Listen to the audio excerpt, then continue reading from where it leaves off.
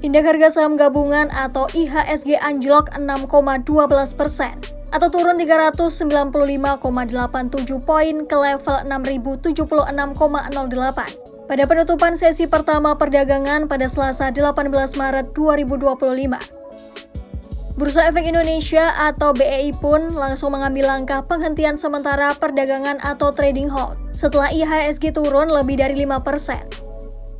BEI menyebut bahwa volatilitas IHSG bisa disebabkan oleh berbagai faktor dari tingkat global.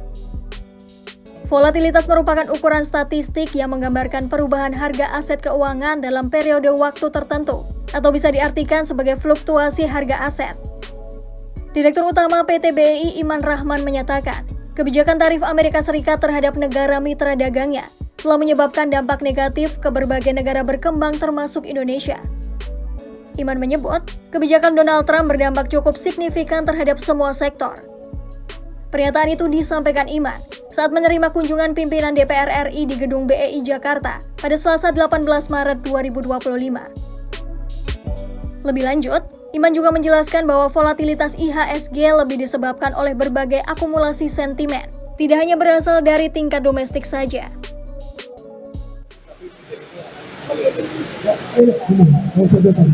Indeks kan ini adalah akumulasi dari berbagai hal. Jadi tidak hanya bicara domestik. Karena kenapa? Kalau bicara fundamental perusahaannya, semuanya performanya bagus. Nah kalau kita lihat laporan keuangan 2024, sebagian besar lebih baik dibandingkan 2023. Jadi secara fundamental nggak ada isu. Yang terjadi adalah persepsi ya, atau sentimen daripada investor mengenai kondisi perusahaan kita. Terima kasih. Adapun, BEI telah melakukan pembekuan perdagangan sementara atau trading halt pada pukul 11.19.31 waktu Jakarta Automated Trading System.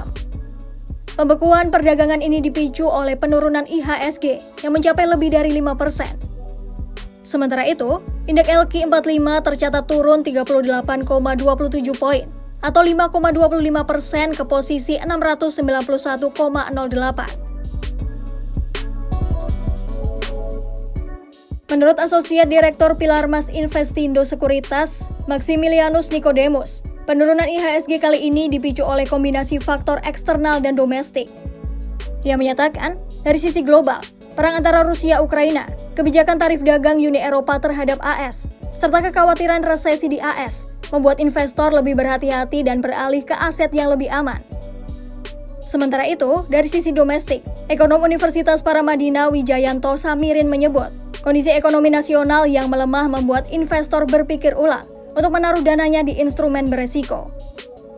Selain itu, kebijakan ekonomi yang dinilai tidak realistis, meningkatnya kasus korupsi serta revisi Undang-Undang TNI juga berpotensi memperburuk sentimen pasar. Wijayanto juga menyoroti soal kemungkinan penurunan peringkat kredit Indonesia oleh lembaga pemeringkat yang dijadwalkan diumumkan dalam beberapa bulan mendatang.